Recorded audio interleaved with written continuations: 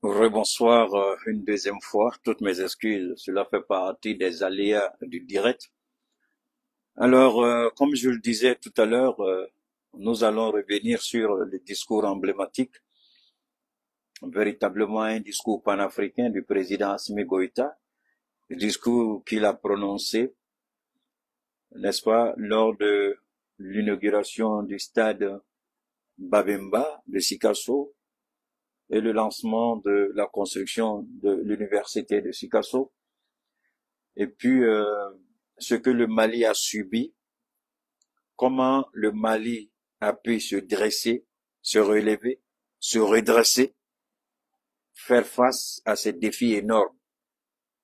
La première fois, notre première analyse était de décortiquer d'abord le deuxième message qui était inclus dans le message officiel. Il y avait un autre message que seuls les avertis, les sachants, pouvaient comprendre parce que le discours d'Assimi Goïta avait une double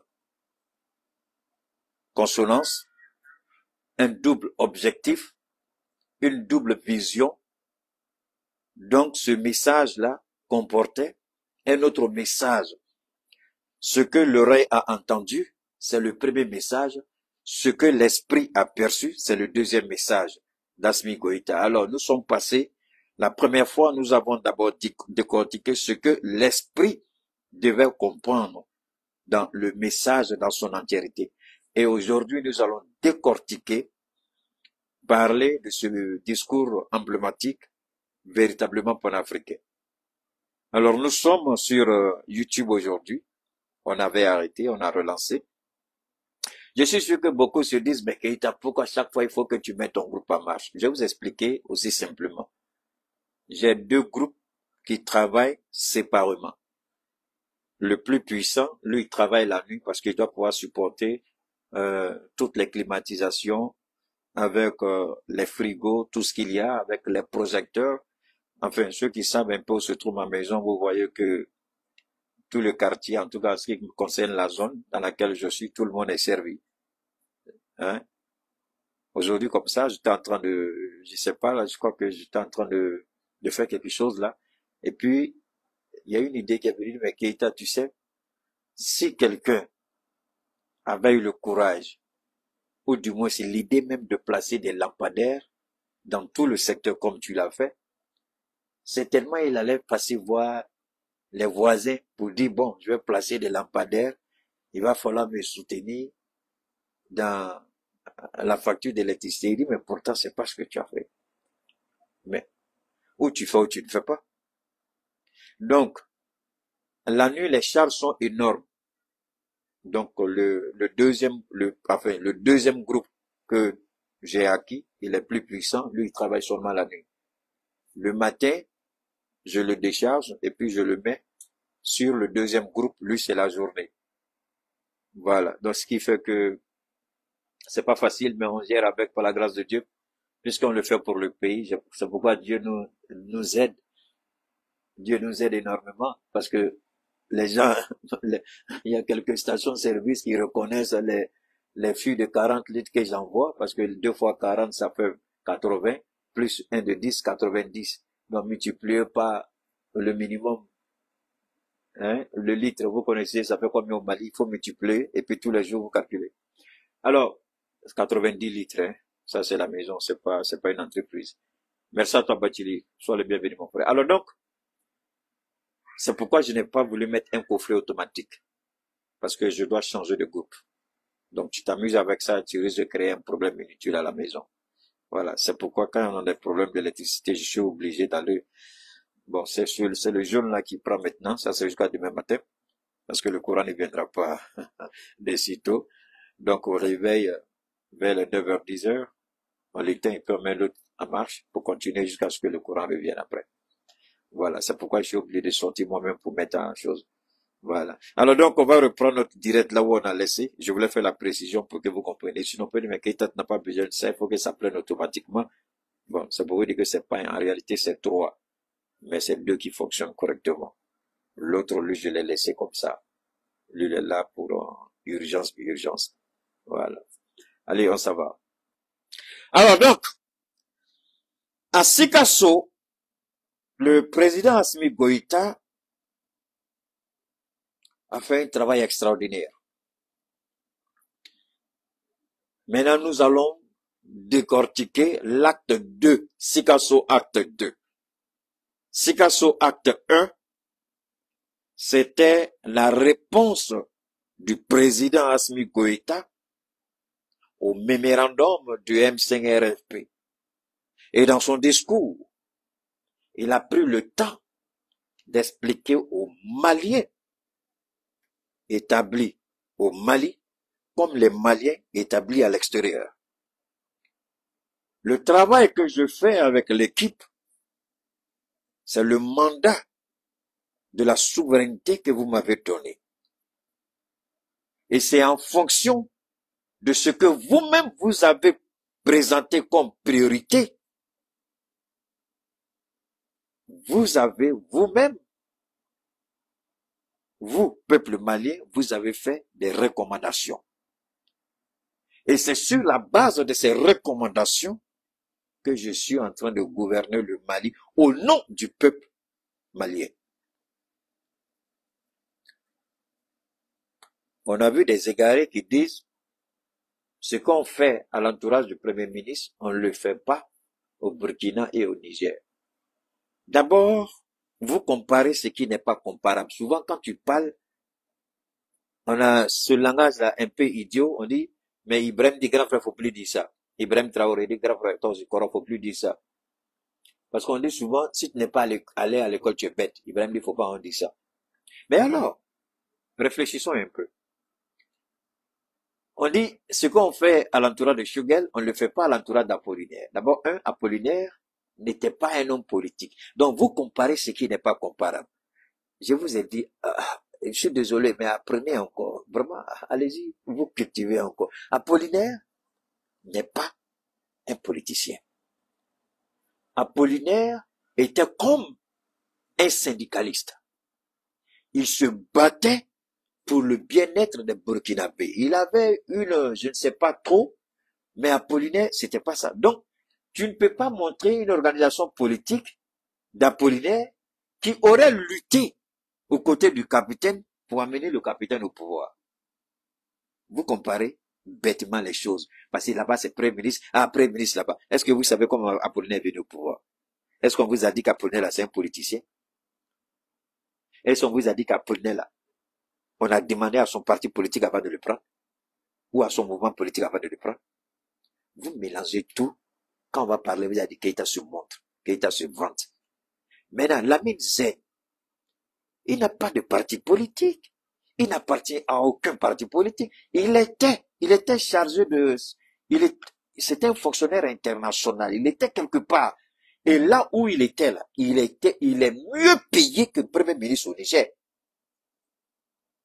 Quand le général l'a appelé, connaissant la réalité du Niger, il a laissé la vie de bourgeois.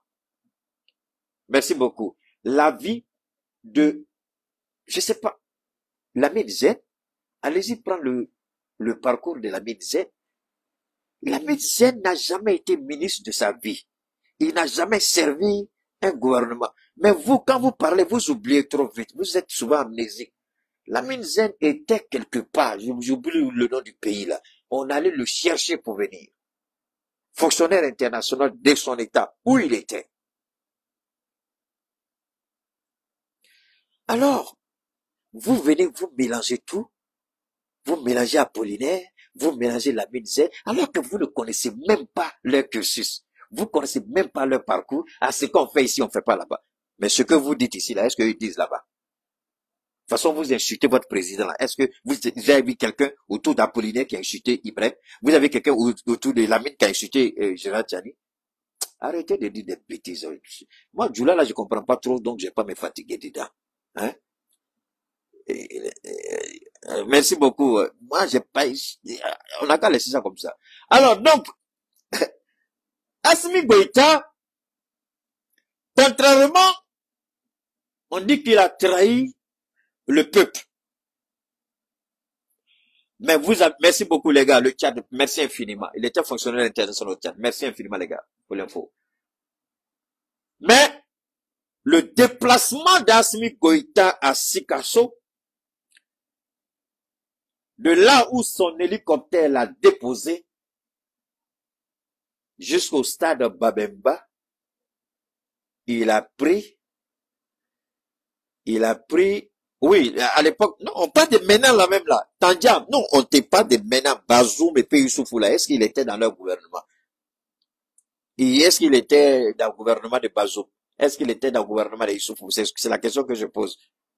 Il n'a pas été dans leur gouvernement. Donc, Assimi Goïta a pris un bain de foule. Il a pris un bain de foule jusqu'au stade Babemba. Et ce n'est pas seulement le stade. Vous avez vu les réalisations. Je n'ai même pas, moi, besoin aujourd'hui de parler. Tous les Maliens dignes de ce nom ont pu regarder Sikasso avec une fierté. L'argent des contribuables. Ceux qui ont écouté Tidjane Thiam, qui a recadré le vieux menteur Alassane Dramane Ouattara. Vous savez, vous pouvez haïr Keïta, mais Dieu seul sait où il envoie la voix de Keïta. Quelles sont les oreilles qui écoutent Keïta, le message de Keïta, dans l'arène politique internationale, aussi bien en Afrique que dans le monde. C'est Dieu qui envoie la voix de Keïta et il les met dans les oreilles des gens. J'ai été celui. Il y a des gens qui m'avaient contacté. Tidjane est ceci, Tidjane est cela. Écoutez très bien, parce que ce que je suis en train de dire de Sikasso là, c'est un rapport avec Tidjane Thiam en Côte d'Ivoire. Si vous dites là, c'est pas même chose là, c'est que vous ne connaissez pas Keïta. Donc asseyez-vous et puis écoutez. Les gens m'ont appelé un peu de partout. En Europe, aux États-Unis, beaucoup. Pourquoi? Est-ce que je peux parler de Tidjane Thiam? J'ai dit pourquoi? Non, Tidjane Thiam, c'est le candidat de la France. C'est ce qu'on m'a dit, hein? C'est le candidat de Macron. Macron veut que Alassane parte pour que Tidjane vienne. Chacun a dit pour lui tout. Plein de gens m'ont attaqué et m'ont envoyé plein de messages dans mon inbox, dans mon WhatsApp. Je dis, je ne travaille pas comme ça, je ne ferai rien. Je prends mon temps moi-même pour me faire une idée de Tidjane Thiam et puis ensuite je parle. J'ai écouté son discours qui ne m'avait pas trop convaincu. Il a eu une rencontre avec Alassane Ouattara où il était allé présenter les obsèques, le calendrier des obsèques du président Henri Konan Bédié. Il a dit qu'il est venu pour écouter, prendre conseil auprès d'Alassane Ouattara, mais beaucoup de personnes, y compris moi-même, on avait mal jugé, ou du moins, peut-être. Ok. Donc, Tidjane Thiam, il a rencontré Ouattara, il a présenté le calendrier des obsèques, et puis, il dit, on a la même vision, la paix, le dialogue, tout ça. À mon niveau, j'étais un peu remonté. J'étais très remonté, d'ailleurs, contre Tidjane Thiam. Je le cache pas. Alors, j'ai fait des interventions. Au risque même de mettre en péril mes relations avec mon jeune frère Isaac, celui qui anime Elvic TV. Parce que lui, c'est un PDCI convaincu, confirmé, faut même pas t'amuser avec lui. Lui, son affaire de PDCI, alors que nous sommes très proches. Je dis, mais est-ce que je ne vais pas mettre notre relation en péril? J'ai dit, bon, entre Isaac et moi, et la Côte d'Ivoire, la vérité, je préfère choisir la vérité. Peut-être que un jour, il va comprendre. Et je suis sorti, j'ai interpellé Tidjane Thiam et j'ai beaucoup tapé là-dessus. Je me rappelle, il y a plein de gens du PDC RDA qui m'envoyaient des messages. Tu n'as pas été tendre avec notre président. J'ai dit, il faut qu'il se réveille. Alors que c'est un lion blessé qui était caché là. Il fallait pas le provoquer. Il a attendu les obsèques parce qu'il est très intelligent et très futé. Il n'a pas voulu faire de mouvement. Il n'a pas voulu parler. Je m'en fous si les Sénégalais, toi-même tu parles là, toi tu es qui? Toi tu es qui? Toi tu parles, tu dis les Sénégalais là, ton père et ta mère là, ils sont quittés où? Tu connais tes origines? Maudia. Faut venir me dire encore que tu es Sénégalais, tu vas voir. Idiot. Attendez. Tu peux, Batili, il faut me chasser ce gars là. Ce Tony, faut me le chasser s'il te plaît. Si tu peux pas, faut me dire, je vais le bannir. Idiot, c'est un Sénégalais. Faut aller lui dire ça là-bas. C'est sur mon directeur avec me dire qu'il est Sénégalais. Maudit, idiot. Alors donc, Tidiane Thiam attendait. Donne-moi une seconde, hein. Je peux pas attendre Bachili, je vais le dégager. Donne-moi une seconde, faut que je dégage ce gars-là. Alors donc, Tidiane Thiam attendait les obsèques. Il attendait l'enterrement du président Aimé Henri Konan Bédié. Après l'enterrement, sa première visite, c'était à Soubré.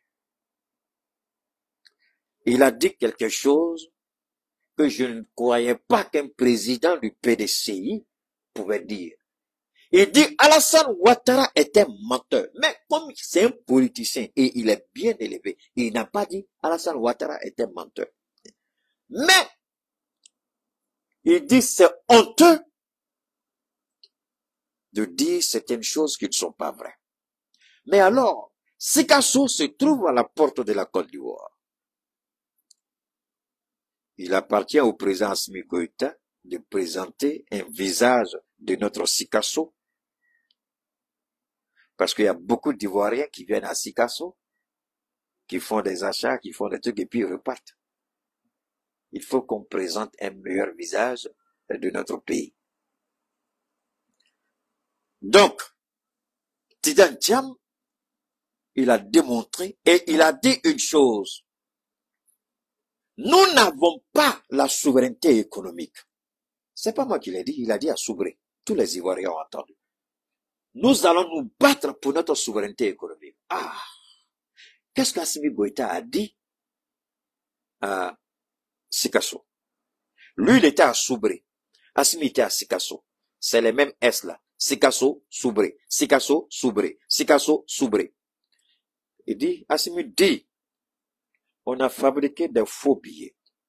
Mais alors, c'est très simple, très facile de savoir qui a fabriqué les faux billets. Qui a l'exclusivité de la fabrication de cette monnaie coloniale? La France. Qui entretient et nourrit les terroristes? La France. Qui voulait la partition du Mali? La France. Qui a été chassé du Mali, du Burkina, du Niger? La France. Donc, par 3 reprises, la France a essayé, avec la complicité des enfants indignes de ce pays, pour injecter des fausses monnaies dans notre économie. Alors moi, je suis étonné quand je vois des idiots qui viennent sur mon direct prétendre faire la talaco du Premier ministre. À ma connaissance, il n'en a jamais parlé, lui, le Premier ministre, de cette histoire de choses-là, de faux billets. Parce que sinon, il allait en parler. Alors la question que j'ai posée, s'il n'est pas au courant de ça, est-ce que ça veut dire que le président se méfie de lui? Je ne sais pas, je n'irai pas jusque-là dire cela, puisque je ne suis pas dans le secret du président. Mais ce sera quand même étonnant, parce que ça, c'est ce qu'on appelle la sécurité d'État. Ça, c'est ce qu'on appelle porter atteinte à la souveraineté d'un État. Introduire des milliards de faux billets pour déstabiliser l'économie. Sékou Touré en a parlé. Le président Sékou Touré, il a parlé de cela. Il semble que l'image de YouTube là n'est pas, l'image n'est pas propre. Les gars de YouTube, là, on dirait que votre image n'est pas propre. Bon, comme c'est un nouveau, j'ai pas trop calibré, je crois que l'image ici ne me plaît pas trop. Hein? YouTube, vous pouvez, ça fait déjà 30 minutes, c'est pas grave. Est-ce que vous pouvez vous rabattre sur Facebook? Hein? Ceux qui sont sur YouTube, là, je vous en prie, rabattez-vous sur Facebook. Hein? J'ai lancé ça comme ça, mais il va falloir que j'essaie de rectifier un peu. La qualité de l'image, je suis pas trop satisfait, quoi. Donc, vous allez vous rabattre sur Facebook, je vous en prie. Alors, on injecte des milliards dans notre économie. Permettez-moi, je vais essayer de faire un autre système. On est sur la page là, je vais essayer de venir ici. Ok. 100 partages, c'est pas beaucoup, hein? Ça fait 100 partages, c'est pas beaucoup, les gars. Je viens de regarder 100 partages, c'est pas beaucoup. Partagez, je vous en prie.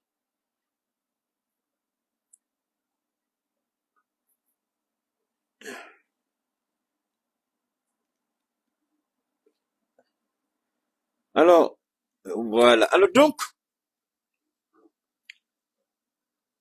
quand on injecte des faux billets, la fausse monnaie, dans votre économie, les gens vont l'utiliser. Cela veut dire qu'on veut déstabiliser votre économie.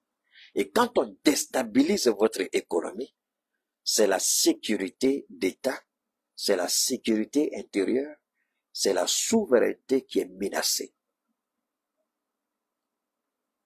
Alors, le président Assimi Goïta, il a remercié les douaniers. Mais est-ce que vous pensez réellement qu'en remerciant les douaniers que c'est tout? Parce que si vous voulez injecter la fausse monnaie dans une économie, cela veut dire que vous avez un circuit.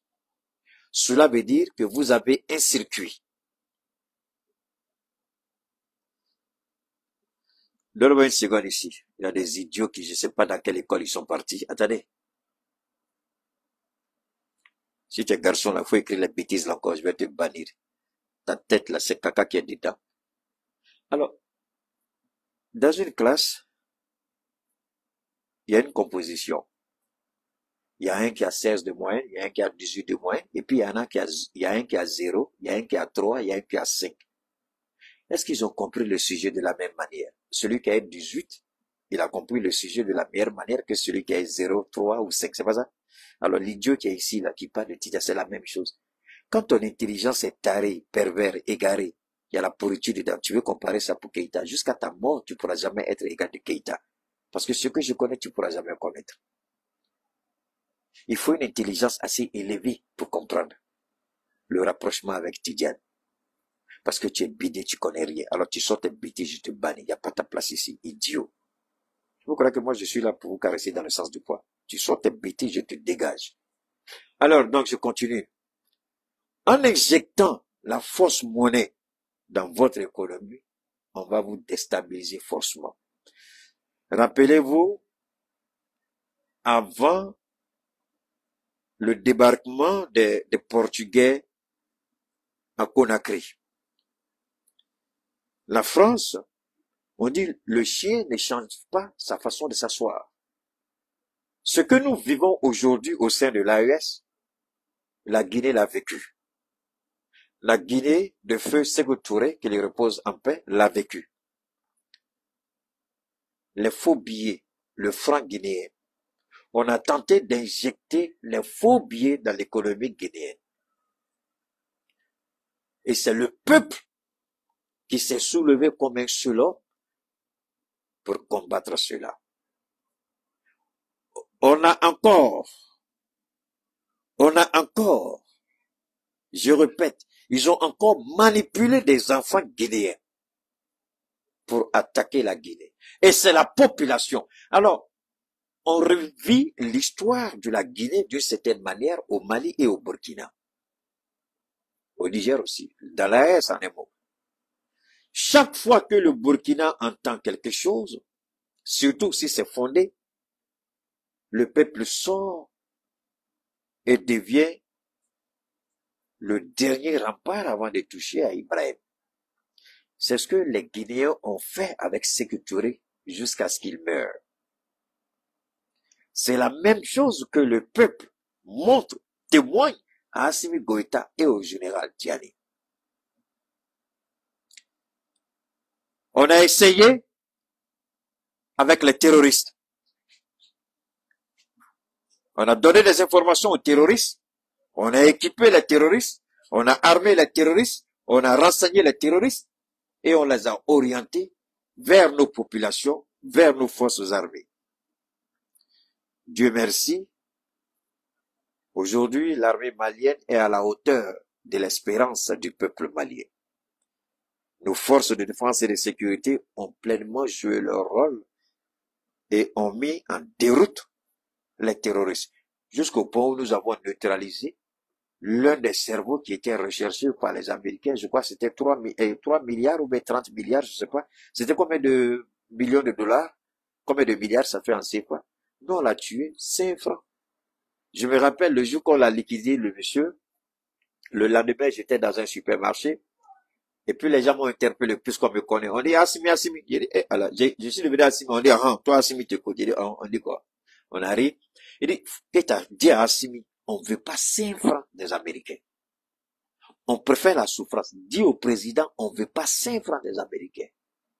J'ai dit, d'accord. Ne vous en faites pas. Assimi sait cela mieux que Keïta lui-même.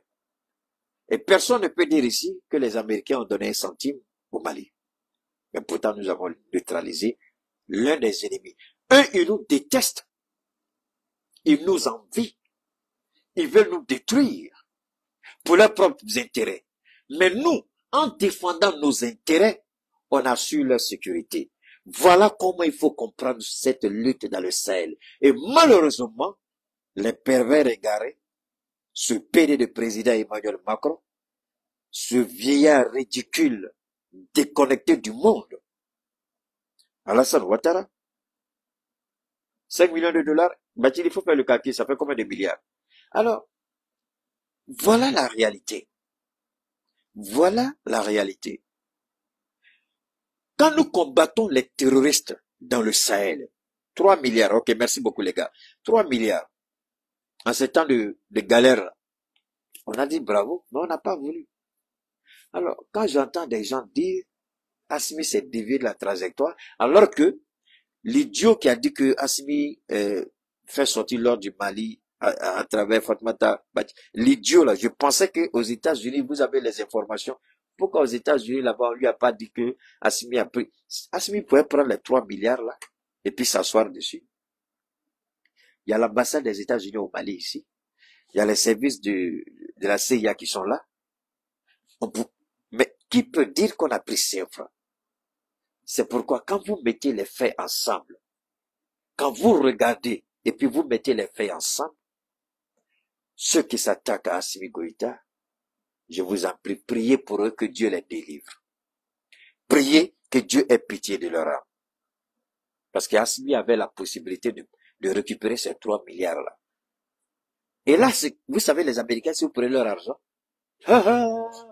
tout ça ne reste pas à l'étranger. Ils vont parler, le monde entier saura que vous avez pris l'argent avec eux. Mais personne ne peut dire au Mali que quelqu'un a pris 1 centime de cet argent. Pourtant, c'est nous qui avons fait le travail avec nos renseignements, avec nos militaires. Alors, nous nous battons pour notre souveraineté. Nous battons pour notre sécurité. Pour faire de nos États des pays prospères. Des États prospères. Un environnement prospère et sécurisé. Mais, ce que eux, ils devraient retenir, ces Occidentaux. Qu'ils soient là, qu'ils ne soient pas là, nous allons nous battre. Parce que nous nous battons pour notre avenir, pour le devenir de nos enfants, pour l'avenir de nos pays. Donc, on n'a pas le choix que de nous battre contre le terrorisme et de nous battre pour avoir notre souveraineté économique, politique, monétaire à tous les niveaux. Donc ce combat n'est pas un combat pour faire plaisir à ces Occidentaux, mais c'est ce qu'on appelle les effets collatéraux. Les effets collatéraux du combat que nous menons permettent à ces Européens-là d'avoir la sécurité chez eux. Si nous les neutralisons ici, puisque c'est à cause d'eux que la plupart de ces terroristes sont venus s'installer dans le Sahel pour planifier les attaques. Et nous, ils nous ont donné un boulot. Donc, pour justifier leur présence dans le Sahel, ils ont demandé aux terroristes de venir. C'est un double jeu. Et les terroristes ont compris que c'est un double jeu. On les laisse venir dans le Sahel, on intercepte leur communication et puis on neutralise leurs cellules dormantes dans leur pays là-bas. Voilà la géopolitique, comment ils ont fait ça. Alors nous, on ne vit pas pour eux. Alors quand je vois qu'on a des enfants du Mali, du Niger, du Burkina, récemment j'ai entendu Djibril Bassolé, excusez-moi, je dis, mais c'est pas vrai. Le Burkina était vraiment à terre. J'ai entendu Moussa Mara, qui a parlé de l'arrestation des 11 politiciens qui ont été placés sous mandat de dépôt. Sur les 11, il y a 10, je crois, qui ont été placés sous mandat de dépôt. La question n'est pas de dire, Moussa Mara, je vais te donner une petite leçon et un petit conseil politique. Tu as été Premier ministre. Ce que toi, en tant que Premier ministre, tu ne pouvais jamais accepter. Parce que toi, en ta qualité de Premier ministre, tu allais au nord. Tu allais à Kidal. Pourquoi faire? Pour, selon toi, affirmer la souveraineté du Mali à Kidal. Parce que Kidal fait partie du Mali. Politiquement, c'était un geste louable. C'était bien pensé. Mais techniquement, le Mali n'était pas prêt pour ça. Tu n'as pas pris le temps de regarder la faisabilité de ton action. Tu n'as pas regardé tout le contour de la faisabilité de ce que tu vas faire. Je mets une idée. Je regarde les contours pour réaliser. C'est ce qu'on appelle les études de faisabilité. Politiquement, c'est un bon geste. Techniquement, est-ce que le Mali a les moyens d'assurer ta sécurité et confirmer cette souveraineté à Kidal? Le Mali n'avait pas, puisque le Mali était affaibli dans le nord. Il n'y avait aucun soutien. On a écouté, je vous ai fait écouter les témoignages des militaires qui ont vécu la scène. Comment on a été trahi par la France. Voilà pourquoi j'ai dit, techniquement, on n'était pas prêt. Parce que c'est la France qui contrôlait notre espace aérien. C'est la France qui décidait. Et c'est la France qui a empêché les renforts de venir. Vous avez entendu ces témoignages. Des avions Rafale se sont levés pour influencer. Si vous ne quittez pas là, on va vous bombarder. Moussa Mara, ça c'est le petit conseil que je te donnais. Tu as voulu affirmer la souveraineté du Mali et on a payé cher. Donc moi je pense qu'un ancien Premier ministre, quand tu sors pour parler, ne fais pas comme tu n'as jamais été Premier ministre. Ne fais pas comme tu n'as jamais été à la tête de ce pays avec le président. Tu as été chef du gouvernement. Donc il y a des propos, même si tu veux te faire remarquer dans l'arène politique, il faut réfléchir avant de dire certaines choses. Moi je trouve que c'est malsain. Un responsable politique ne dit pas il faut les libérer. Un responsable politique cherche à savoir pourquoi ils ont été arrêtés. Pourquoi? Qu'est-ce qu'ils ont fait? Quand tu sais ce qu'ils ont fait, maintenant là, tu entreprends des démarches pour voir comment. Mais faut pas t'asseoir sur les réseaux pour dire qu'il faut les libérer. C'est pas les réseaux. Excusez-moi, c'est le problème avec ces histoires de Pro-Max, là. Tu es content, tu vas payer le dernier cri. Quand elle est connectée, tous veulent se connecter. Maintenant, ils vont te fatiguer. Bon. Arrêtez de me fatiguer ici. Alors, donc, Moussa Mara, moi, je pense qu'il faut réfléchir un peu mieux. Il faut arrêter les sorties comme ça. C'est-à-dire, il faut bien réfléchir. Et puis, tu sors, tu parles. Tu vas grandir en crédibilité.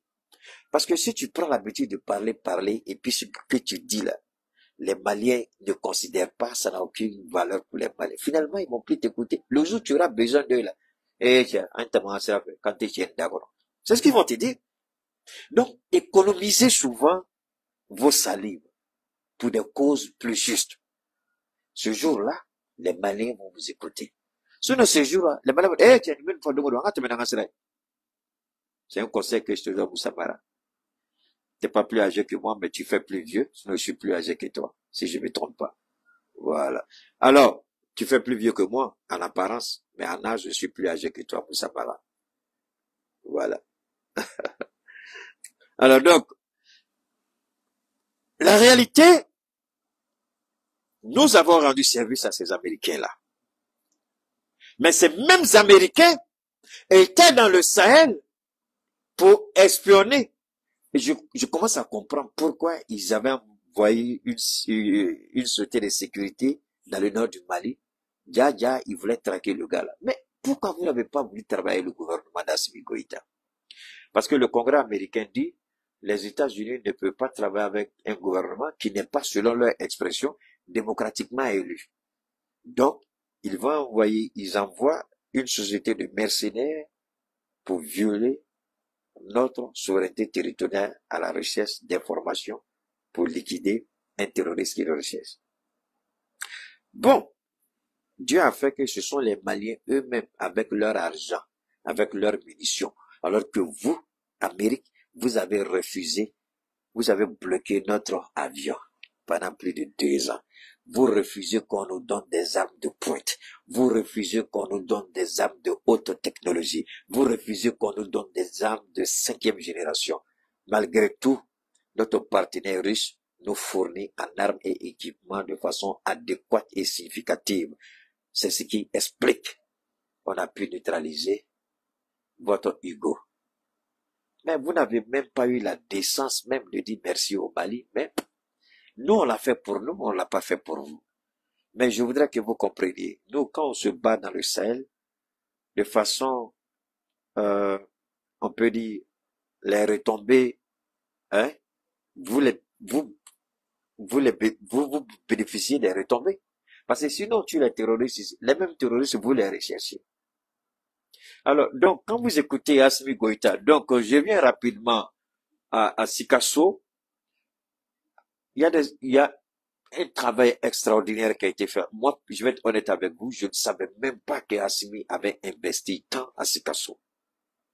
Je n'avais même pas une idée que de telles réalisations avaient été faites à Sikasso. Je vous le jure, au nom de Dieu. Je ne savais pas.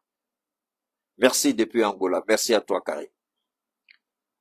Je ne savais pas. Alors, quand j'ai vu les infrastructures que le président a réalisées, les voies, le stade, et puis le projet de l'université, j'ai dit, mais attends, ceux qui attaquent Assimi Goïta là, donc je suis arrivé à la conclusion que nous devons, comme Assimi a dit, il faut qu'on travaille tous en synergie, il faut construire une communication digne de ce nom. Les grandes réalisations d'Assimi Goïta, il faut que le monde les découvre. Ça fait partie des priorités qui ont été déclinées par les assises nationales de la refondation. Et Sikasso a bénéficié vraiment, et c'était aussi une promesse du président Assimi Goïta. Et nous ne pouvons que dire merci au président. Donc, les 3 éléments clés, on a déjà abordé un, les faux billets. Les faux billets, vous vous rappelez? Voilà. Donc, les faux billets, l'objectif, c'était de paralyser l'économie du Mali, dire que les militaires sont incapables. Mais vous pensez que qui était à la tête de ces faux billets-là? J'ai vu partout, tout le monde dit la France, la France, la France. Et Allah, souvent, arrêtons. C'est vrai, la France fait tout. C'est la France qui a fait la production. Mais l'idée est venue de qui? C'est là que nous devons parler. L'idée est venue de qui? Qui a avancé l'idée des fausses billets et des fausses monnaies, des faux billets? C'est qui? Et j'ai dit quelque chose tout à l'heure. Pour introduire, il faut avoir un circuit. Donc, ça veut dire que soit il y a des banques qui vont jouer le jeu, je peux me tromper, je préfère laisser les banques. Il y a des commerçants qui vont jouer le jeu. Des commerçants qui sont restés en contact avec ceux qui sont cachés à Abidjan, les fuyards qui sont à Abidjan, les lâches qui sont allés se cacher à Abidjan. Ça veut dire que quand les faux billets, ceux qui ont ce sont les Maliens et Alassane Ouattara, ces Maliens qui sont en Côte d'Ivoire. C'est eux. Parce que regardez une chose. Regardez la coïncidence. On sort un document, on dit, regardez, je vous en prie, écoutez très bien. Il y a un idiot qui est là, je ne sais même pas il vient de quelle planète, mais s'il sort sa tête, je le bannis. Il y a quelque chose qu'il faut comprendre. On a tenté de mettre Assimi en genoux. Ils n'ont pas réussi. Et les gens attendaient Assimi au tournant. Par rapport à quoi? Par rapport à la fin de la transition. Donc, le délai qu'ils avaient, le délai était dans leur petite tête de mono là, où il y a l'eau dedans. Donc, peu importe que le Mali soit disloqué, que le Mali soit divisé, que les Maliens, que les djihadistes viennent prendre le thé chez nous, nous chasser de nos maisons et puis prendre nos enfants, nos épouses. Ça, c'est pas leur problème. Leur problème, Assimi n'a qu'à partir. Donc, en fait, Assimi est leur pire ennemi. Donc, même si les djihadistes doivent venir prendre le Mali, là, ils préfèrent ça que Assimi soit au pouvoir. Voilà la mentalité de ces Maliens. Mais Dieu ne peut pas répondre à de tels souhaits. Alors, ils ont préparé un scénario. Deux scénarios. Le premier scénario, j'ai toujours dit que cette association de criminels, ceux qui se sont proclamés, parce qu'en fait, ils voulaient, il y a ce que Assimi a dit, je vous avoue, il y a tellement de choses dans ma tête que quand je commence un, je finis pas, il y a tellement d'idées, ça descend seulement. Mon frère, quand Dieu vous donne là, c'est grave, mais lui donne seulement. À toi d'organiser, sinon Dieu met dedans seulement.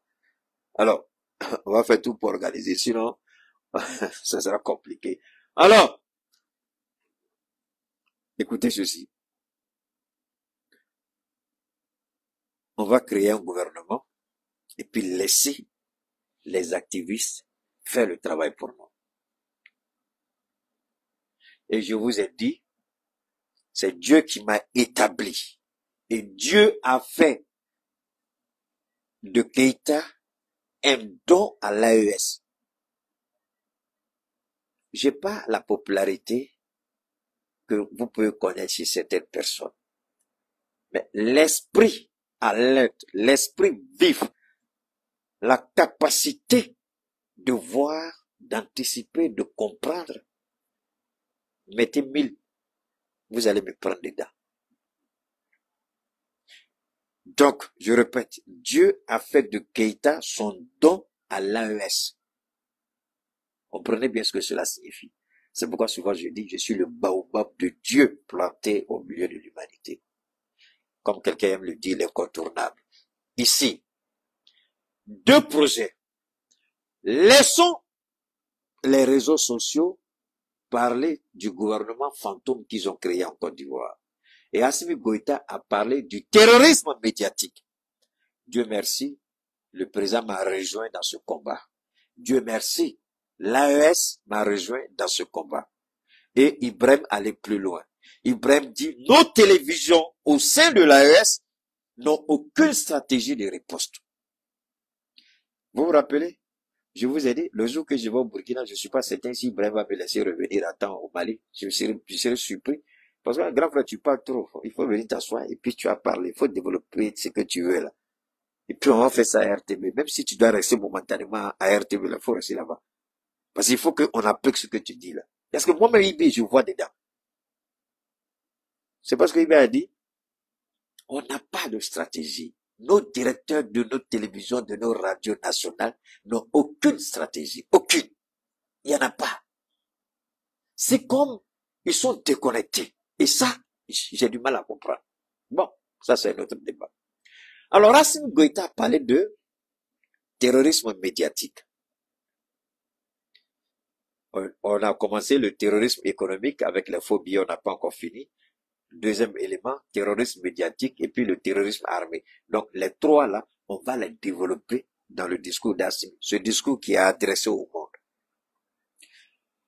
Donc, en Côte d'Ivoire, on crée un gouvernement, on dit, on va le laisser. Et les mêmes chaînes de propagande de l'Élysée, de Quai d'Orsay, de Matignon, commencent à parler. Dans l'intention de nous amener. Et Keïta a dit, si je ne mets pas ma bouche dans quelque chose, à moins que je ne sois pas établi par Dieu, si je ne mets pas ma bouche dedans, passez votre route, allez dormir. J'ai dit je n'appelle même pas gouvernement, cette association de malfaiteurs, là, ce groupement de brigands. Keïta ne va même pas dire un gouvernement. Ils vont mourir de leur belle mort. Keïta n'a même pas. Si je mets ma bouche dedans, je vais leur donner une visibilité. Keïta vous dit toujours, si je cite un nom, si je parle de quelque chose, cette chose-là aura une visibilité. D'accord ou pas, je m'en fous. Ne me croyez pas. Cette chose-là aura une visibilité. Alors quand je ne parle pas, c'est que c'est mort dans le feu. C'est pourquoi j'ai dit, Dieu m'a donné à l'AES. Et quand cette bêtise a commencé, j'ai dit, je parle pas. Parce que si je parle, je vais leur donner une visibilité qu'ils n'ont pas. C'est parti où? Répondez-moi, c'est parti où? Le gouvernement, c'est parti où? Voyons. Je vous ai toujours dit aussi que il y a des débats, je souhaite même pas que nos ministres se fatiguent, qu'ils me laissent gérer ça. Je le gère de la meilleure manière. Et puis évidemment, il y aura toujours quelqu'un pour vous dire que vous avez menti, vous ne connaissez pas. Ça fait partie de l'ordre naturel des choses. Hein. Mais quand tu dis que quelqu'un ne connaît pas, si tu dis que tu connais là, il faut prouver que ce qu'il a dit n'est pas bon. Maintenant, si lui montre pour l'état du monde pour toi, là, on dit, ah, mon frère, c'est que c'est toi qui ment. Alors donc, le terrorisme médiatique, c'est ça. L'intoxication, la désinformation, la manipulation des faits. Et Dieu merci, Assimi a reconnu, il dit, nous sommes en train de travailler, mais ce n'est pas tout. Il faut continuer, toujours, il faut innover. S'ils viennent, il faut qu'on soit prêt. S'ils créent, il faut qu'on soit prêt. Quelles que soient les voies qu'ils vont emprunter, il faut qu'ils nous trouvent devant eux. Donc c'est un combat où il invite tout le monde. Déjà, Keïta, il a sa place, puisque le baobab de Dieu a commencé ce combat-là depuis le... Alors donc, quand vous regardez bien, alors, Kasmi a parlé de terrorisme médiatique. C'est tout ça. Les mensonges. Alors, ce terrorisme médiatique-là, il y a quelqu'un aujourd'hui qui se vante, qui veut parler d'Assimi Goïta, alors que lui, il est classé par Assimi Goïta comme un terroriste médiatique. Votre petit, le fou qui est aux États-Unis, Assimi le considère comme un terroriste, mais lui vote les mairies d'Assimi. Est-ce que vous croyez qu'un gars comme ça, là, il a encore du crédit au Mali? Non. Il faut savoir rester droit dans les bottes. Tous les jours, Keïta on a ceci, Keïta on a celui-là. Je dis, si je n'ai pas les faits, je n'en parle pas. Et si les faits se rapportent, ne serait-ce qu'à un ministre, pour le moment ce n'est pas le cas, je ne vais jamais en parler sur les réseaux. Je ferai tout pour entrer en contact avec un proche du ministre et puis pour lui dire, voilà ce qu'il y a, c'est l'information qu'on m'a donnée. Faites vos recherches à votre niveau. Mais jamais je viendrai vilipender le ministre sur les réseaux. Mais, quand il y a une défaillance au niveau, le seul ministre que j'interpelle très souvent, c'est le ministre de la Communication par rapport à cette défaillance. Et d'ailleurs, le capitaine Ibrahim l'a dit, il dit à l'AES, il n'y a pas de communication digne de ce nom. Donc le capitaine m'a rejoint dans mon combat, lui qui est président. Donc moi je pense que à ce niveau-là, nos ministres de communication même, peut-être même devaient rendre leur démission. Moi je le jure, hein, nos ministres de communication, là, ils devaient rendre leur démission. Et tous les trois, ils doivent rendre leur démission. Parce qu'ils ne sont pas à la hauteur. En fait, l'AES là, c'est pas petit, hein. C'est-à-dire que nous, on voit l'AES comme un jeu. Je bouge. L'AES, ça va bouleverser le monde. L'AES là, ce n'est pas pour les enfants. Ce qui est derrière là, ce que moi, la petite expérience, la petite vision que Dieu m'a donnée de voir, d'admirer, de contempler. Je vous jure, vous croyez que je suis le seul? Même le démon donne des visions aux gens. Même le diable donne des visions aux gens. Si Dieu m'a permis de voir, Dieu n'a pas collé. Ce que Dieu me permet de voir, le diable aussi voit. Le diable, c'est l'esprit. Si Dieu me permet de voir, le diable aussi, donc le diable va voir nos ennemis pour leur dire attention, leur affaire là, si vous les laissez faire, c'est fini pour vous. Donc eux, ils vont se battre pour ne pas que ça arrive. Dieu me permet de me lancer dans cette vision noble et grande. Je vois l'AES comme vous ne pouvez même pas l'imaginer. La vision que je vois de l'AES n'a rien à voir avec votre Dubaï. Je vois l'AES comme un peu une partie de la Russie, comme une partie de la Chine, qui n'ont rien à voir. Même pas l'Arabie Saoudite, c'est la terre sainte. Mais attention, c'est le pays de notre prophète. Mais attention, la Russie est là, la Chine est là. Il y a des endroits de la Chine, quand vous êtes là-bas, vous pensez que vous n'êtes pas sur la planète Terre, hein? Vous pensez que vous êtes déjà à l'au-delà. Vous pensez que vous êtes mort, vous êtes dans un autre monde. Alors, vous savez, c'est ça qui est intéressant. L'idée que nous avons. Et aujourd'hui, quand vous prenez les 3 sujets que le président a énoncés, les 3 défis, le terrorisme économique, on l'a subi, on a interdit à certains pays de recevoir le paiement de l'argent du Mali. Alors, donc, réfléchissons maintenant. Le terrorisme économique. Développons un tout petit peu. Le Mali travaillait avec des États. La France a mis sa pression pour empêcher ces États-là de travailler avec nous. Mais ce que vous ne savez pas, en fait, quand vous empêchez quelqu'un de se réaliser, il se rend compte que il y a d'autres opportunités qui peuvent s'offrir. Maintenant, nous allons vers d'autres opportunités, vers d'autres partenaires qui acceptent de travailler avec nous. Mais à la longue, ces partenaires vont nous dire quoi? Vous ne pouvez plus rester dans cette zone monétaire. Vous êtes plus de 2,8 millions ou 2,9 millions km². Vous avez à peu près 60 ou 70 millions. Donc vous êtes, c'est vrai que 2,70 millions, c'est très petit. C'est pourquoi et tous les Maliens, prenez 4 femmes comme ça, rapidement, le Mali, on sera 200 millions. Hein? On va faire beaucoup d'enfants, c'est à 200 millions. Notre espace est trop grand. Hein? Nous, on est 200 millions chez nous, le Niger, ils sont 300 millions, le Burkina, ils sont 200 millions. Ça fait combien? Ça fait 700 millions. 700 millions dans 2 millions de km². On deviendra la plus... Imaginez un peu en termes de population, l'AES. Alors, ce rêve-là, je vais le partager un peu avant de continuer avec le direct. Imaginez le Mali, 100 millions, 150 millions, 200 millions d'habitants. Nous ne sommes qu'à 20. Imaginez. Le Mali avec 200 millions d'habitants. Le Niger, 350, 400 millions d'habitants. Le Burkina, 150, 200, 250. On est dans un espace. Dites-moi, quelle économie dans le monde pourra nous battre? Dites-moi.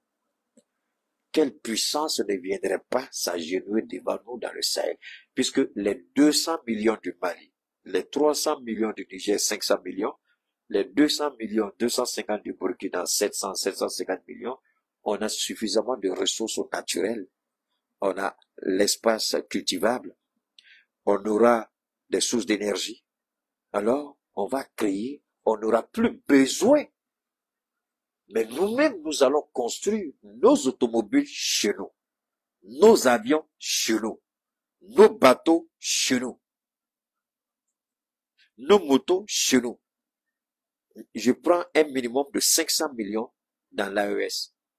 On n'aura plus besoin de personnes dans le monde. Les Américains ne valent pas 400 millions. Les Américains sont 300 et quelques. Les Américains sont 300 et quelques. Ils ne valent même pas 400 millions. Mais ils ont leur monde chez eux. Ils vivent dans leur monde. Ils n'ont besoin de personne. Alors moi, mon rêve commence par la démographie. L'explosion démographique. Le Sahel, 500 millions. On va dire ce qui est à 500 millions, combien d'années ça prend? Revenons à 200 millions. pour tout le Sahel, revenant à 200 millions. Pas d'exagération, 200 millions. Dites-moi quelle entreprise au monde que vous connaissez qui ne viendrait pas frapper à la porte du Sahel. Dites-moi quel entrepreneur ne viendrait pas frapper à la porte du Sahel. On va créer des lacs artificiels dans le Sahel. Des buildings vont sortir de terre qui vont couper le souffle. Nous regardons ce qui se passe actuellement à Dubaï, en Arabie Saoudite et puis en Chine.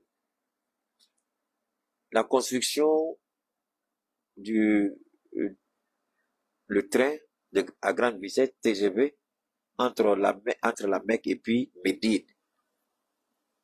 Ils ont appelé les Américains disent qu'ils n'ont pas la technologie. Ils ont appelé les Européens, les Français, ils disent qu'ils n'ont pas la technologie. Ils ont appelé les Chinois disent, oh, ça c'est un petit travail. Ils disent, la Chine dit, bon, venez. Moi, ce qui me plaît, les Chinois les ont pris, et puis les Chinois sont allés leur montrer les infrastructures qu'ils ont réalisées. Les Arabes, là, les Saoudiens, leur bouche les restée comme ça, grande ouverte. La Chine est le plus grand, sinon la plus grande puissance mondiale d'infrastructures. Ils font des choses que aucun pays au monde n'a réussi à faire. La Chine. Donc, que ce soit Dubaï, que ce soit l'Arabie Saoudite, que ce soit, le Pakistan, le Yémen, le désert, toutes les grandes réalisations, c'est la Chine qui est en train de faire ça pour eux. Le Pakistan même est en train de faire quelque chose d'extraordinaire dans le Sahel, là, dans leur désert, là. Moi, ça m'a dépassé. Alors, donc, nous revenons pour dire quoi? Pour dire que, sur le plan économique, comme je disais, Tian Tian, il a dit, nous avons besoin de notre souveraineté économique. Et cette souveraineté économique, l'AES veut sa souveraineté économique. Mais cette souveraineté économique ne peut se faire que lorsque nous-mêmes nous décidons. Lorsque nous-mêmes nous décidons de déterminer la politique monétaire de notre monnaie.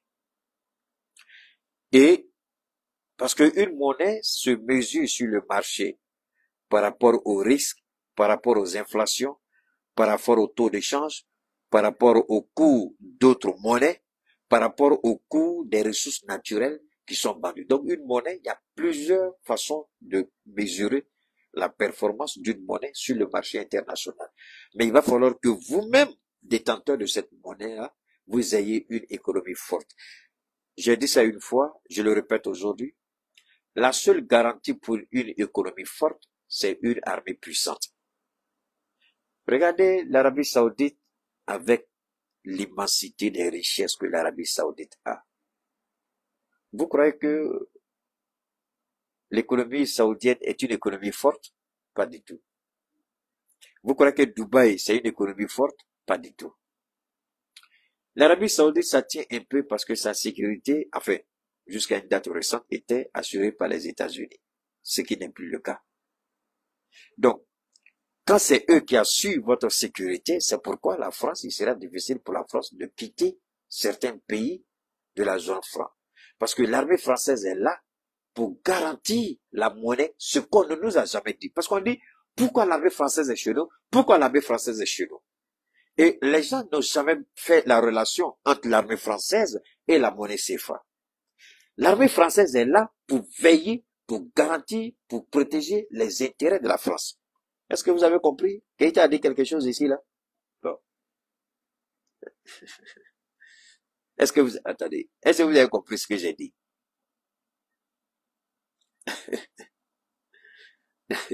On dit, Keïta, écoutez encore, je vais vous le dire. Je dis, je répète, on dit, l'argent n'aime pas le bruit des bottes. C'est faux. Ça, c'est le langage politique. C'est le bruit des bottes qui garantit la souveraineté d'une monnaie. Pourquoi le dollar est la monnaie internationale d'échange? À cause de la puissance militaire des États-Unis. Cette puissance leur a permis d'asseoir leur crédibilité et de mettre en place des institutions fortes.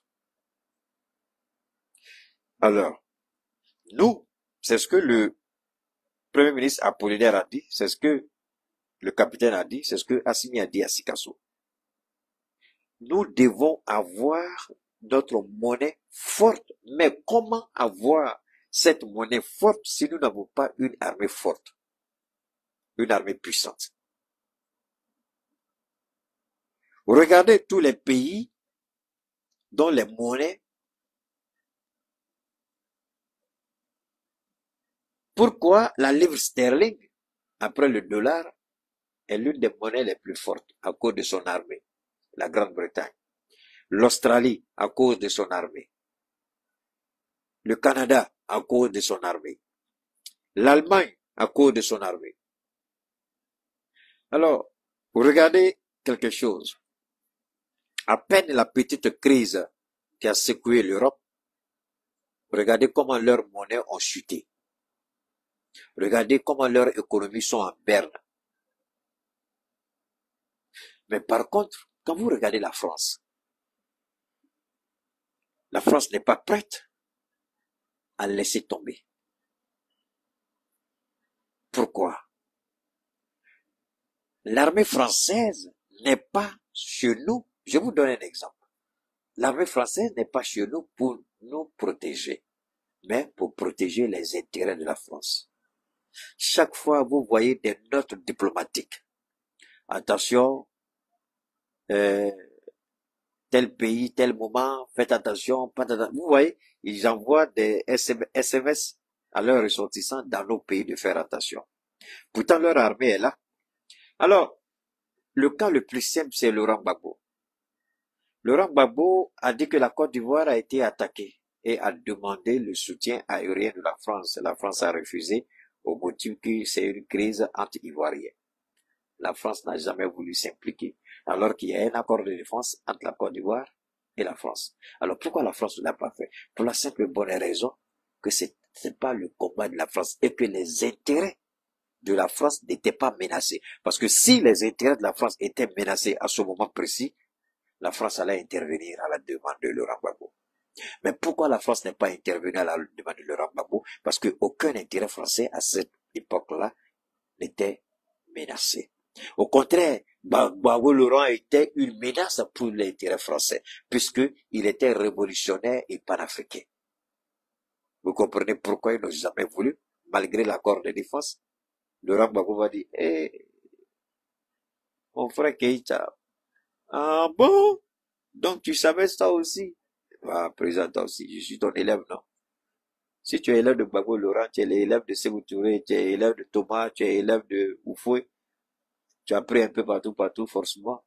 Tu comprends ces choses-là? Alors, donc, leur armée sert à garantir le franc CFA dans nos États. Alors, maintenant que leur armée n'est plus présente chez nous, il faut faire tout pour déstabiliser nos États par l'émission de fausses billets, de faux billets, pardon, de fausses monnaies, de faux billets. Il faut inonder notre économie de faux billets. Il faut déstabiliser notre économie de faux billets. Il faut créer une crise économique, une conjoncture où le président Goïta ne pourra pas s'en sortir. Donc, le terrorisme économique. Je vous ai développé le terrorisme médiatique, le terrorisme armé. Nous avons pratiquement dans le Sahel gagné ce combat-là, puisque nous avons la souveraineté de tous nos États, l'ensemble de nos territoires. Alors, ce message d'Assimi Goïta, c'est de dire que nous sommes toujours sous pression. Et tous les jours que Dieu fait, il y aura le terrorisme médiatique. Donc, que chacun se lève pour porter la bonne nouvelle, pour trier le vrai du faux. Alors, l'idiot qui m'a dit que on ne peut pas rapprocher le discours de Tidjane Thiam à Soubré et puis le discours d'Assimi Goïta à Sikasso, il faut encore retourner à l'école parce que peut-être que là-bas ils pourront te faire un lavage de cerveau pour te recycler, pour te reformater. Tidjane Thiam dit, allez dire à vos parents que, il a parlé de quoi? Le coût de la vie. Que le niveau de la vie a chuté en Côte d'Ivoire. Il a dit, allez dire à vos parents que la croissance là, c'est eux, ce n'est pas le gouvernement ivoirien. Donc, Tidjane Thiam dit aux gens, allez, mais c'est votre vote qui va faire changer les choses. Il est plus révolté, plus déterminé. Il a demandé à chacun d'être ambassadeur de son message auprès des autres. Assimi Goïta dit que chacun soit un combattant de ce combat-là. Quand nous on ne parle pas comme ça. Petit, toi tu es venu ici là. Ceux qui diraient de Keïta, je ne sais pas quel est ton niveau intellectuel. Enfin, si tu en as un, je ne sais pas quel est ton degré de compréhension des choses politiques. Si tu en as, évidemment, je ne sais pas à quoi ça ressemble. Nous, quand nous faisons les comparaisons, on fait les comparaisons par essence. On les fait par thématique. Le président Goïta a mis le peuple malien en mission. Le président Thiam du PDCI a mis le peuple en mission. Tu viens me dire que c'est pas la même chose? Deuxièmement, il parle de souveraineté économique. Nous, on parle de souveraineté économique. Quelle est la différence? Aujourd'hui, à Sikasso, le président a parlé. Et nous disons infiniment merci au président Assimi Goïta. Alors, une petite parenthèse, je voudrais dire infiniment merci à cette dame. Où elle est? Elle, je crois que je dois avoir son truc ici. Je vois pas. Cette grande dame, elle s'appelle Fatmata Batouli Niang. Je crois qu'elle a reçu un prix. Pourtant je dois avoir le prix ici. Hein. Vous allez me donner une seconde. Oh, beaucoup de messages là. Attendez.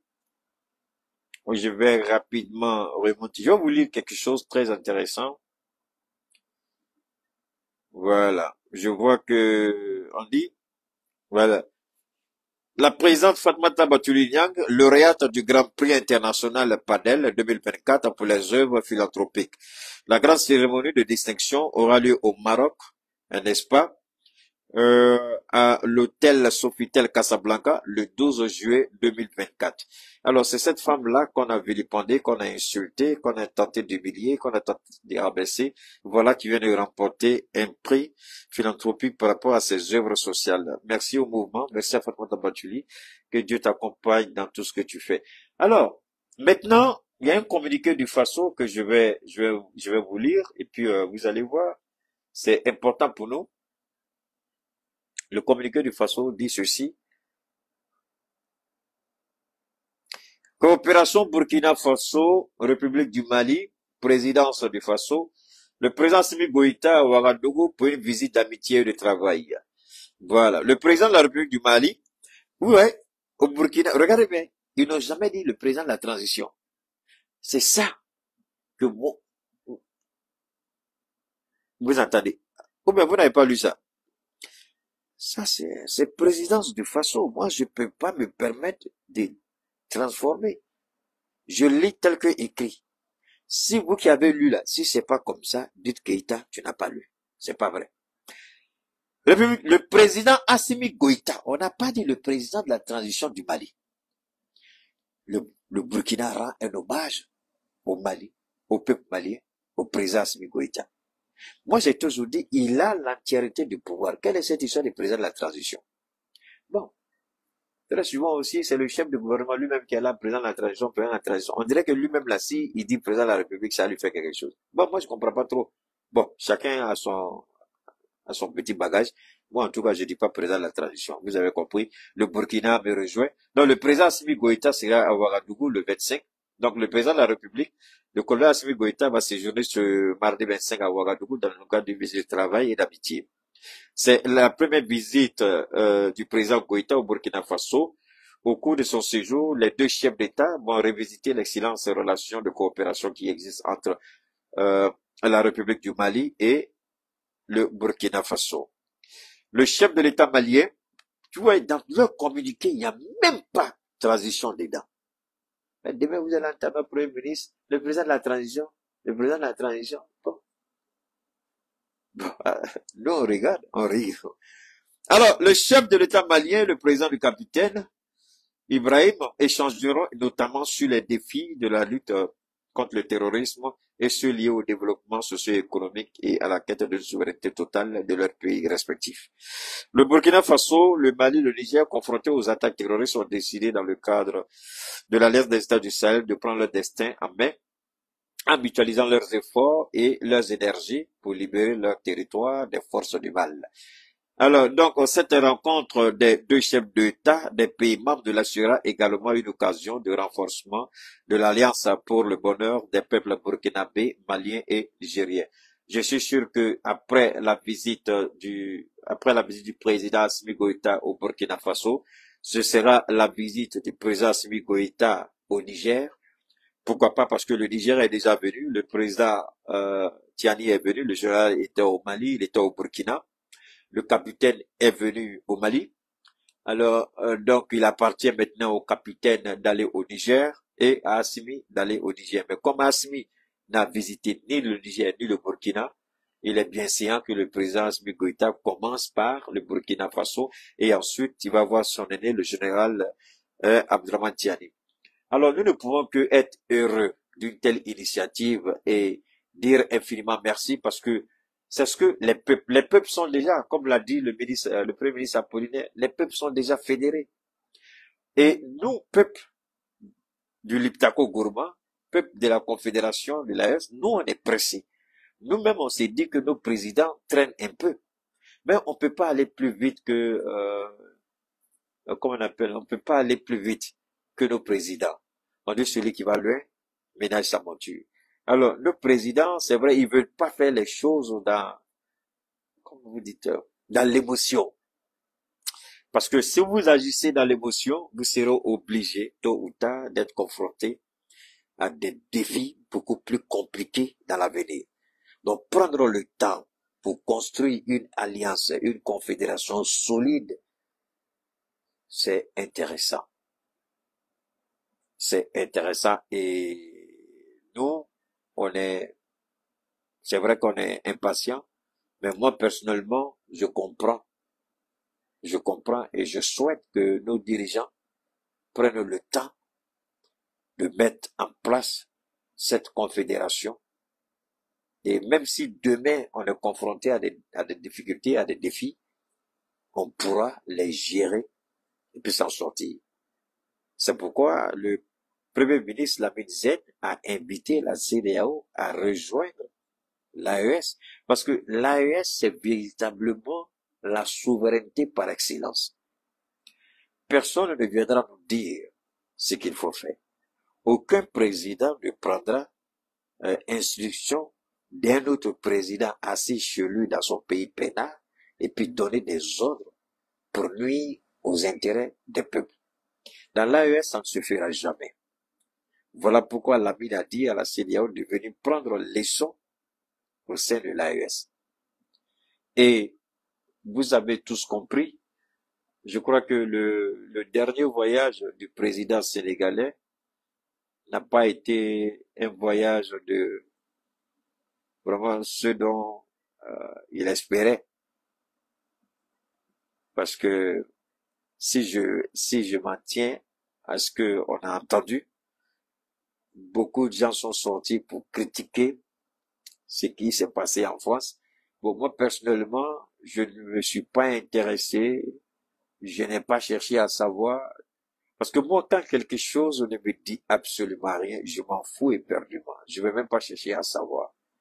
Donc, aujourd'hui, beaucoup de gens se sont révoltés un peu contre le président Diomaye. Bon, il va un peu trop vite.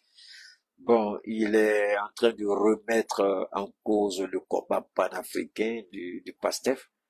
Il est en train de ternir un peu l'image du PASTEF et même des Sénégalais commencent à ne pas trop comprendre la précipitation du président à aller dans des visites, c'est compliqué.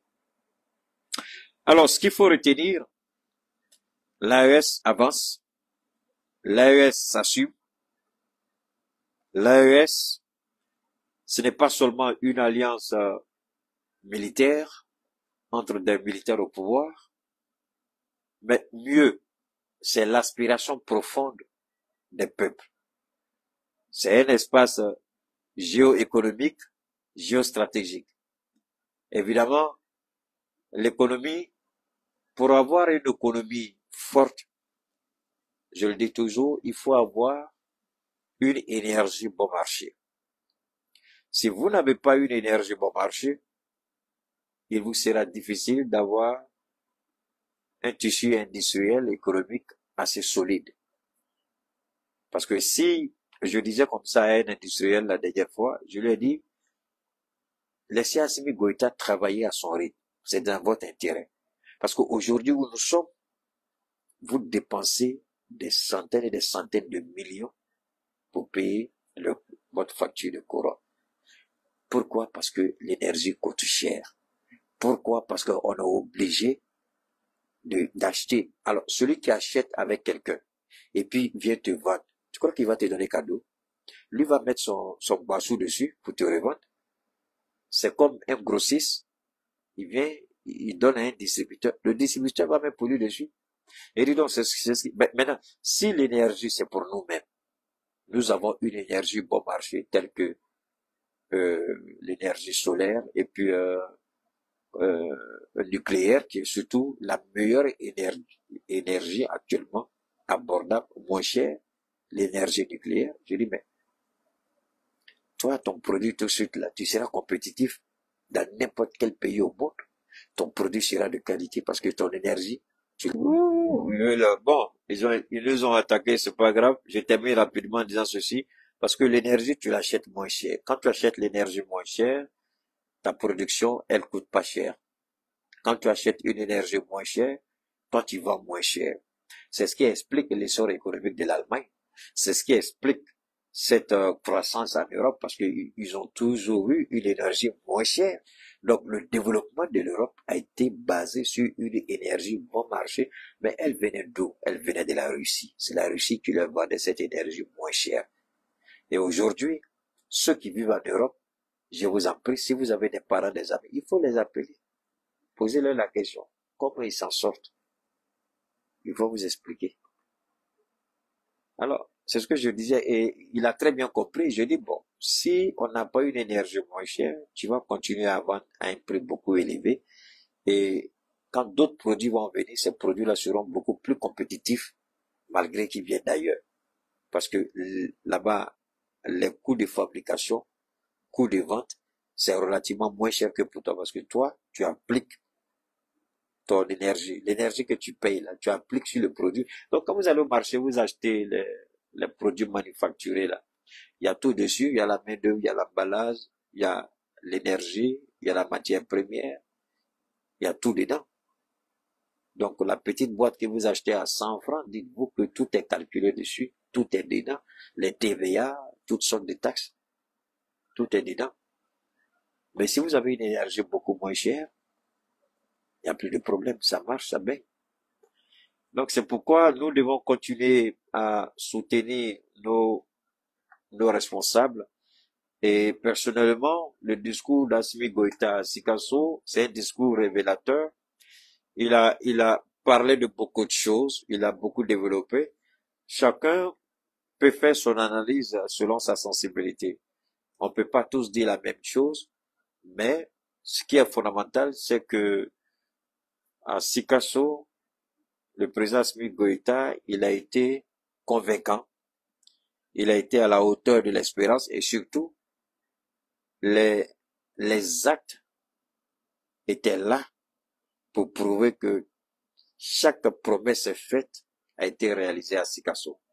Et quand vous réalisez les promesses que vous prenez avec le peuple, quand vous les réalisez, vous êtes à l'aise. C'est pourquoi encore le président Diam dira, ce qui est clair se conçoit aisément et les mots pour le dire deviennent avec une certaine facilité. Et Assimi Goïta, il avait la facilité de dire, parce que ce qui était clair et visible, la parole pour le dire était simple. Il n'avait pas besoin de mentir, il n'avait pas besoin de dire des choses qui ne sont pas vraies. Donc, nous ne pouvons que dire infiniment merci et, et espérer aussi que les autres parties du Mali, parce que le Mali, ce n'est pas seulement Sikasso, il y a d'autres régions, il y a Tombouctou, il y a Kidal, il y a Gao, il y a Meneka, il y a bien d'autres régions qui certainement connaîtront le même élan, le même objectif, la même détermination pour apporter le changement, parce que aujourd'hui là, si vous parlez mal d'Asmi à Sigasso là, ils vont vous boxer jusqu'à vous allez perdre vos dents. Parce que ce qu'il a fait à Sigasso, ils ont vu. Donc vous ne pouvez pas parler mal d'Asmi à Sigasso. Donc, dans toutes les régions où il ira, il n'a pas envie d'aller dans les régions où il n'a pas encore investi, où il a fait à Ségou, il y a des promesses qu'il avait prises à Ségou. Tu vas à Ségou, tu parles mal d'Asmi Goïta, ils vont te sonner, tu vas pas reconnaître ta voix. Parce qu'il a fait des choses là-bas. Il a remis des usines de production, je crois, de coton et bien d'autres choses. Il a fait un travail extraordinaire à Ségou, il a fait la même chose à Sigasso. Donc il fera comme ça dans toutes les régions du Mali.